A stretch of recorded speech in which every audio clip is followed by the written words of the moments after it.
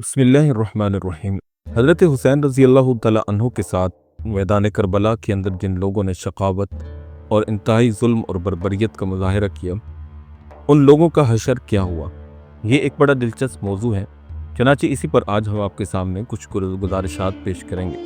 عبید اللہ ابن زیاد وہی شقی ازلی بدبخت ہے جس نے حضرت امام حسین کو اس وقت تک پیچھا نہ چھوڑا جب تک کہ اس کی خون آشامی نے انہیں جنت میں نہ پہنچا دیا۔ اس نے اہل بیت اطہار پر جن کی محبت جزء ایمان ہے وہ ظلم توڑے کہ جن کو سن کر دل پاش پاش ہو جاتا ہے۔ یزیدی عہد بے دولت کے آغاز میں یہ شخص بصرہ کا حاکم تھا، اور چونکہ یزید اس سے ناخوش تھا اسی کو بصرہ کی حکومت سے برطرف کر دینا چاہتا تھا۔ لیکن جب حضرت امام حسین نے اپنے چچا داد بھائی مسلم بن عقیل کو کوفہ روانہ کیا اور ہزارہا آدمیوں نے مسلم کے ہاتھ پر حضرت امام حسین کی بیعت کی، تو یزید نے جناب مسلم کی سرگرمیوں کی روک تھام کے لیے بصرہ کے ساتھ کوفہ کی حکومت بھی ابن زیاد کے حوالے کر دی اور لکھا کہ میں تم سے خوش ہوں، تم کوفہ جا کر وہاں کے حالات کی اصلاح کرو۔ اس شخص نے کوفہ جا کر حضرت مسلم بن عقیل کا نقش وجود بے دردی سے مٹا دیا، اور اسی طرح حضرت مسلم بن عقیل کے میزبان ہانی بن عروہ کو بھی شہید کر دیا۔ ان واقعات کے بیان سے تاریخ لرز جاتی ہے۔ اس شخص نے اپنے سپہ سالار عمر بن سعد کو لکھا کہ حسین اور ان کے اہل بیت کے پاس دریائے فرات کا پانی نہ پہنچنے دو۔ چنانچہ اس نے اس حکم کے مطابق 500 سواروں کی ایک جمعیت دریا اور حضرت امام حسین کے قیام کے درمیان میں حائل کر کے پانی پینے میں مزاحمت کی۔ یہی وہ شخص تھا جس نے عمر بن سعد کو حضرت امام حسین اور ان کے اہل بیت کی جان ستانی اور تکلیف دینے کا حکم دیا تھا۔ جب 64 ہجری میں عبداللہ ابن زبیر کے ہاتھ پر مکہ معظمہ میں بیعت ہوئی تو انہوں نے بعد بنو امیہ کو ارض حجاز سے شام کی طرف جلا وطن کر دیا تھا۔ انہی میں عبد الملک کا باپ مروان بن حکم بھی تھا۔ مروان کی یہ خواہش تھی کہ وہ جا کر عبداللہ بن زبیر سے بیعت کرے۔ ابن زیاد کو مروان کے عزم بیعت کی اطلاع ہوئی تو مروان سے کہنے لگا، میں تمہارے اس ارادے پر سخت شرم محسوس کر رہا ہوں۔ مروان نے کہا کہ ابھی تک کچھ نہیں بگڑا ہے۔ غرض 64 ہجری میں مروان کے ہاتھ پر بیعت ہو گئی۔ اس کے بعد مروان نے ابن زیاد کو ایک لشکر دے کر موصل کی طرف روانہ کیا۔ موصل میں اس وقت مختار کا عامل عبد الرحمن ابن سعید تھا۔ وہ مقابلے کی تاب نہ لا کر تکریت کی طرف چلا گیا اور مختار کو اپنی ہزیمت اور پسپائی کی اطلاع دے دی۔ مختار نے اپنے 3000 جنگ آزمودہ فوجیوں کو ابن زیاد کے مقابلے کے لیے روانہ کر دیا۔ بہرحال ابن زیاد اور اس کے لشکری بہت بے جگری کے ساتھ لڑے، لیکن بہرحال ذلت اور رسوائی اس کا مقدر بن چکی تھی۔ ابراہیم بن اشتر اپنے فوجی افسروں سے کہنے لگا کہ میں نے ابھی ایک شخص کو ایک جھنڈے کے نیچے نہر خاص کے کنارے اپنے ہاتھ سے قتل کیا ہے، اس کا پتہ لگاؤ۔ اس کے کپڑے بہت معطر پاؤ گے، دونوں ہاتھ مشرق کی طرف اور پاؤں مغرب کی جانب ہوں گے۔ اسے تلاش کیا گیا تو معلوم ہوا کہ وہ ابن زیاد بدنہاد تھا جس نے ابراہیم کی ضرب سے ہلاک ہو کر زندگی کی رسوائی سے نجات پائی۔ اس کا سر کاٹ کر باقی جسم نظر آتش کر دیا گیا۔ اب ابراہیم نے فتح نامہ ابن زیاد اور اس کے روسا کے سر مختار کے پاس بھیج دیے۔ جب یہ سر کوفہ کے قصر عمارت میں پڑے تھے تو ایک پتلا سا سانپ وہاں آیا۔ اس نے گھوم گھوم کر سروں کو دیکھا، آخر ابن زیاد کے منہ میں گھس کر ناک میں آ نکلا، پھر ناک سے داخل ہو کر منہ میں جا کر سر نکالا۔ اس نے کئی مرتبہ ایسا ہی کیا۔ اس واقعہ کو محدث ترمذی نے اپنی کتاب جامع میں نقل کیا ہے۔ اسی طرح دوسرا قاتل عمر ابن سعد، یہ عمر ابن سعد حضرت سعد بن ابی وقاص کا ناخلف بیٹا تھا جو آپ صلی اللہ علیہ وسلم کے جلیل القدر صحابی اور عشرہ مبشرہ میں داخل تھے۔ حضرت سعد بن ابی وقاص وہی بزرگ ہیں جنہیں رسول اکرم صلی اللہ علیہ وسلم کے ماموں کے معزز لقب سے یاد کیا جاتا ہے، اور آپ علیہ السلام اس سے ہی آپ کو مخاطب کیا کرتے تھے۔ اس کی وجہ یہ تھی کہ آپ علیہ السلام کی والدہ قبیلہ بنو زہرہ سے تھیں اور حضرت سعد بن ابی وقاص بھی اسی قبیلہ کے چشم و چراغ تھے۔ ابن زیاد کی ہلاکت کے بعد ایک دن مختار نے اپنے حاشیہ نشینوں سے کہا کہ کل میں ایک ایسے شخص کو ہلاک کروں گا جس کے بڑے پاؤں، گڑی ہوئی آنکھیں اور گھنی بھویں ہیں، جس کے قتل سے اہل ایمان اور ملائکہ خوش ہوں گے۔ حاضرین مجلس میں حیثم بن اسود نقی نام کا ایک کوفی تاڑ گیا کہ مختار کی مراد عمر بن سعد ہے۔ حشیم نے گھر جا کر اپنے بیٹے کو یہ اطلاع دینے کے لیے ابن سعد کے پاس بھیجا کہ مختار نے تمہارے قتل کا تہیہ کر لیا ہے۔ یہ دیکھ کر عمر عبداللہ بن جعدہ بن حبیرہ کے پاس جا کر منت سماجت کرنے لگا کہ مختار سے مجھے امان دلا دو۔ مختار عبداللہ بن جعدہ کا اس بنا پر بہت احترام کرتا تھا کہ انہیں अमीर उल-मोमिनीन हज़रत अली रज़ी अल्लाह तआला अन्हु से क़राबत थी, यानी वो हज़रत अली की बहन हज़रत उम्मे हानी के पोते थे। अब्दुल्ला ने मुख्तार के पास सिफारिश लिख भेजी। मुख्तार की आदत थी कि वो लचकदार और गोल मोल बातें लिखा करता था कि जिसमें बवक्त ज़रूरत इनकार करने या दूसरा मफहूम लेने की बहुत गुंजाइश रहती थी। दूसरी सुबह को मुख्तार ने अमर को अबू उमरा नाम एक शख्स के यहाँ बुला भेजा। मुख्तार ने जाते वक्त अबू उमरा को समझा दिया कि अगर कोई मौका मिले तो इसको ठिकाने लगा देना। अमर उठा मगर चलते हुए अपने जुब्बे में अटक कर गिर पड़ा। अबू उमरा ने इसी वक्त तलवार का वार कम करके उसका काम तमाम कर दिया और उसका सर काटकर दारुल इमारत कूफा में मुख्तार के पास भेज दिया। जब उमर का सर मुख्तार के सामने रखा गया तो उस वक्त उमर बिन साद का बेटा हफ्स भी उसके सामने बैठा था। मुख्तार ने हफ्स से पूछा कि पहचानते हो कि ये सर किसका है? उसने कहा कि हाँ, मगर बाप का साया सर से उठ जाने के बाद अब जिंदगी बेलुत्फ है। ये सुनकर मुख्तार ने उसकी भी गर्दन मारने का हुक्म दिया और उसके मकतू सर को भी उमर बिन साद के सर के साथ रखवा दिया। मुख्तार उमर के सर पर हाथ रखकर कहने लगा कि ये हुसैन के बदले, और फिर हफ्स के सर की तरफ इशारा करके बोला कि ये अली बिन हुसैन के बदले, गो इन दोनों से कोई निस्बत नहीं। इसके बाद मुख्तार कसम खाकर कहने लगा कि अगर वह बनु कुरैश के सुलस आदमियों को भी मौत के घाट उतार दूं तो सब मिलकर भी इमाम हुसैन के एक उंगली के पोरे के बराबर भी नहीं हो सकते। इसके बाद आते हैं शिमर की तरफ। मुख्तार ने अपने गुलाम ज़रबी को शिमर ज़िलजोशन की तलाश में रवाना किया। शिमर के एक रफ़ीक कार मुस्लिम इब्न अब्दुल्ला ज़ियाबी का बयान है कि मुख्तार के गुलाम ज़रबी ने हमारा ताक़ुब किया और हमें आकर पकड़ लिया। हम अपने दुबले पतले तेज़ रो घोड़ों पर कूफा से निकल चुके थे। हमने देखा कि वो अपना घोड़ा उड़ाता हुआ चला आ रहा है। जब वो करीब आए तो शिमर हमसे कहने लगा कि तुम अपने घोड़ों को एड़ लगाओ और मुझसे दूर चले जाओ, गालिबन ये गुलाम मेरी ही ताक में आया है। हमने अपने घोड़ों को एड़ दी। इतने में गुलाम ने आकर शिमर पर हमला किया। पहले तो शिमर ने मुदाफ़ियत पर इक्तफ़ा किया, इसके बाद एक ही वार में उसका काम तमाम कर दिया। ज़रबी को कत्ल करके शमर कल्तानिया नाम के एक गांव में पहुंचा जो दरिया के किनारे वाक़ था, और गांव से बाहर एक टीले के पास जाकर रिहाइश पजीर हो गया। चनाचे वो कहते हैं कि हम भी साथ थे। इसके बाद शिमर ने गांव के एक किसान को बुलाकर पहले तो उसे मरूब करने के लिए पीटा, फिर कहा कि मेरा ये ख़त मुसअब इब्न ज़ुबैर के पास बसरा ले जाओ। मुसअब इब्न ज़ुबैर हज़रत इमाम हुसैन के दामाद यानी हज़रत सकीना के शोहर और अपने भाई हज़रत अब्दुल्ला बिन ज़ुबैर की तरफ से बसरा के हाकिम थे। शिमर ने इस ख़त में दरख्वास्त की थी कि मुझे अपनी हिफाजत में ले लो। किसान ये ख़त लेकर बसरा रवाना हुआ तो रास्ते में एक ऐसे गांव में पहुंचा जहां अबू उमरा नाम का मुख्तार का एक अहलकार रहता था। किसान को इस गांव का एक और किसान मिला जिससे इसकी पुरानी मुलाकात थी। वो इससे शिमर की बदसलूकी और ईज़ा रसानी का शिकवा करने लगा।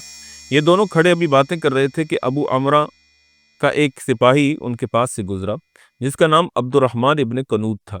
उसने किसान की बातें सुनकर ख़त ले लिया और पढ़कर पूछने लगा कि शिमर कहाँ है। उसने उसका पता बता दिया जिससे मालूम हुआ कि वो इस जगह से 3 फरसंग के फासले पर है। अब ये लोग शिमर की तरफ चले। कहते हैं कि मैं इस रात शिमर ही की हमरा था। हम लोगों ने शिमर से कहा कि काश तुम हमें इस गांव से ले चलते, हम यहाँ सख्त खौफज़दा हैं। शिमर ने कहा कि ये खौफ इसी कज़्ज़ाब यानी मुख्तार की चीरादस्तियों का नतीजा है। इस मकाम पर रीछों की बड़ी कसरत थी। मैं नींद बेदार था कि इतने में घोड़ों की टापों की आवाज़ें सुनाई दी। मैंने ख्याल किया कि ये रीछ होंगे, मगर जब आवाज़ ज़्यादा शदीद हुई तो मैं जाग उठा और यकीन हुआ कि ये रीछों की आवाज़ नहीं है। इतने में घोड़ों के सवार टीले से उतरकर हमारे पास पहुँचे और आते ही नारे तकबीर बुलंद किया और हम अपने घोड़ों को वहीं छोड़कर पैदल ही भाग खड़े हुए। ये सब शिमर पर टूट पड़े।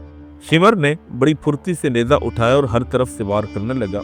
वो इस वक्त ये रज़िया अशार पढ़ कर मुकाबला कर रहा था जिसका तर्जुमा ये था कि तुमने कछार के एक दलेर और खून आशाम शेर को बरांगेख्ता किया है जो मजबूत और तवाना है और कंधे तोड़ता है। वो कभी दुश्मन के मुकाबले में आजिज़ और कमज़ोर होकर नहीं सोता बल्कि लड़ता और लड़ाता रहता है। उनको तलवार की ज़रब से जुदा करता है और अपने नेज़े को सैराब करता है। अब शिमर ने नेज़ा छोड़कर तलवार उठाई और उनसे लड़ता रहा। आखिर अब्दुर्रहमान इब्न अबू कनूद ने उसके एक ऐसी तलवार मारी के लड़खड़ा कर गिरा और जान दे दी। जब वो हलाक हो गया तो ये लोग उसकी नजस लाश को कुत्तों की गज़ा बनने के लिए एक गड्ढे में फेंककर अपने गांव को वापस चले गए। इसी तरह जो दूसरे अशकिया थे जैसे खोली इब्न यजीद, اس کا حشر کیا ہوا؟ اسی طرح سنان ابن انس نام کا ایک آدمی تھا، اس کا حشر کیا ہوا؟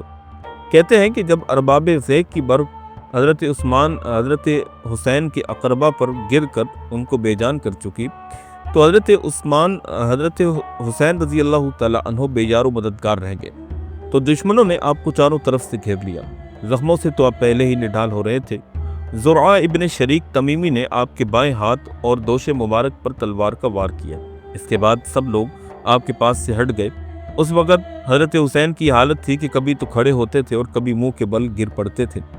اس موقع پر حضرت حسین رضی اللہ تعالیٰ عنہ کو سب سے زیادہ تکلیف دینے والوں میں خولی ابن یزید اور سنان بن انس نام کے دو بدبخت شامل تھے۔ خولی ابن یزید حضرت امام حسین پر قاتلانہ حملے کرنے سے پہلے آپ کے 3 بھائیوں جعفر ابن علی، عبداللہ ابن علی اور عثمان ابن علی کو شہید کر چکا تھا۔ ان تینوں کی والدہ ام البنین کوفہ ہی کی رہنے والی تھیں۔ یہی خولی امام حسین رضی اللہ تعالیٰ عنہ کا سر مبارک کربلا سے اپنے ہمراہ کوفہ لایا تھا۔ جب مختار نے سخت کار و گیر شروع کی اور خولی ابن یزید کے پکڑنے کے لیے اپنے آدمی بھیجے تو یہ روپوش ہو گیا۔ مختار کے آدمی اس کو ڈھونڈتے ہوئے اس کے مکان پر پہنچے۔ اس کی بیوی جو اسی وقت سے اس کی دشمن ہو گئی تھی جبکہ وہ حضرت حسین کا سر مبارک اپنے گھر لایا تھا، ان سے پوچھنے لگی کہ تم لوگ کیا چاہتے ہو؟ انہوں نے کہا کہ تمہارا شوہر کہاں ہے؟ اس نے زبان سے تو لا علمی ظاہر کی مگر ہاتھ کے اشارے سے اس کے چھپنے کی جگہ بتا دی۔ یہ اس جگہ پہنچی اور دیکھا کہ وہ اپنے سر پر ایک ٹوکرا رکھے بیٹھا ہے۔ یہ اسے باہر کھینچ کر لائے۔ مختار اس وقت کوفہ میں ایک جگہ چہل قدمی کر رہا تھا۔ اس وقت ابن کامل بھی اس کے ساتھ تھا۔ اتنے میں قاصد نے آ کر اطلاع دی کہ خولی گرفتار ہو گیا ہے۔ مختار وہاں پہنچا اور حکم دیا کہ اس کو اس کے گھر والوں کے سامنے لا کر قتل کرو اور پھر آگ میں جلا دو۔ چنانچہ اس کے ساتھ اسی طرح کیا گیا اور اس کی لاش جب تک جل کر خاکستر نہ ہو گئی مختار وہیں پر موجود رہا۔ حسین ابن نمیر ایک اور بدبخت تھا۔ یہ کوفہ کے محکمہ پولیس کا اعلیٰ افسر تھا۔ جب حضرت حسین کی آمد تھی تو ابن زیاد نے اسے کربلا کی یزیدی فوج کے زرہ پوش سواروں کا افسر بنا دیا۔ اس کی شقاوت کا اندازہ اس واقعے سے لگایا جا سکتا ہے کہ ایک مرتبہ نماز کا وقت قریب تھا تو ابو ثمامہ ساعدی امام حسین کی خدمت میں عرض پیرا ہوئے کہ میری جان آپ پر قربان، اے ابن رسول، میری خواہش ہے کہ خدا تعالیٰ سے ایسی حالت میں ملوں کہ میں نے اسی وقت نماز ادا کر لی ہو۔ امام حسین نے فرمایا کہ تم نے نماز کو یاد کیا ہے، خدا تم کو مصلیوں اور ذاکروں کی زمرہ میں داخل کرے۔ آپ نماز کا وقت شروع ہے مگر ذرا جا کر فریق مقابل سے کہہ دو کہ تھوڑی دیر کے لیے حملہ آوری سے رک جائیں تاکہ ہم نماز ادا کر لیں۔ حسین ابن نمیر نے پکار کر کہا کہ تمہاری نماز قبول نہ ہوگی۔ حبیب ابن مظاہر نے جو حضرت امام حسین کے جانثاروں میں سے تھے جواب دیا کہ او گدھے، تو سمجھتا ہے کہ آل رسول کی نماز قبول نہ ہوگی اور تیری قبول ہو جائے گی؟ حبیب نے آگے بڑھ کر اس کے گھوڑے کے چہرے پر تلوار مار دی تو حسین ابن نمیر لڑکھڑا کر گر پڑا۔ کہتے ہیں کہ اسی حسین ابن نمیر نے یا ایک روایت کے مطابق ایک اور قبیلہ بنو ابان کے آدمی نے جس نے حضرت سیدنا حسین رضی اللہ تعالیٰ عنہ کے چہرے مبارک پر تیر مارا تھا، اللہ رب العزت نے اس کو ایسے مرض میں مبتلا کر دیا کہ وہ پیاس کی شدت میں اس قدر بےتاب ہو گیا کہ جتنا بھی پانی پیتا اس کی پیاس ختم نہ ہوتی۔ ہر چند کے اس کے لیے پنکھے جلے جاتے اور سرد پانی اور شربت دیے جاتا مگر اس کی پیاس بجھتی نہیں تھی۔ ہر وقت یہی کہتا تھا کہ مجھے پانی دو، پیاس نے مجھے مار ڈالا ہے۔ کچھ عرصہ اسی عذاب میں مبتلا رہا، آخر اس کا پیٹ اونٹ کے پیٹ کی طرح پھول کر پھٹ گیا اور وہ ہلاک ہو گیا۔